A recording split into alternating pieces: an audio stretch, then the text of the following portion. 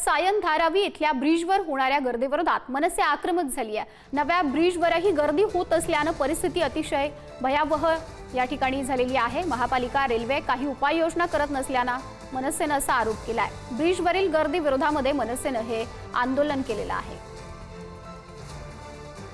मनसेचं धारावीत आंदोलन पाहायला मिळते। खरं तर जो सायन पूल आहे तो बऱ्यापैकी जो आहे तो बांधकामात आलेला आपल्याला पाहायला मिळतोय। हाच पूल जर पाहायला गेला तर धोकादायक असल्याचं खरं तर सांगण्यात येत असलेलं आपल्याला पाहायला मिळते।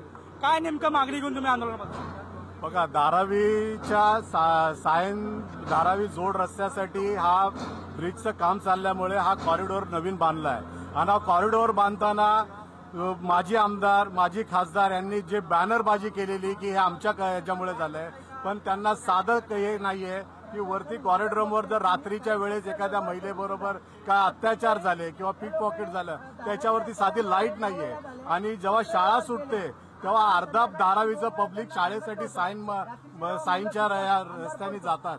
त्यावेळेची तुम्हाला व्हिडिओ मी पाठवलेली आहे। इतकी भयानक परिस्थिती आहे की त्याच्यावरती एल्फिस्टनचा जो अपघात झाला मागे चेंगराचेंगरीचा तो होण्यासाठी इथे पुरेपूर त्या प्रशासनाने काम केलेलं आहे की तो अपघात इथं व्हावा। आणि जर तसा काय अपघात झाला तर ह्याच्यासाठी सर्वस्व जबाबदार प्रशासन असेल।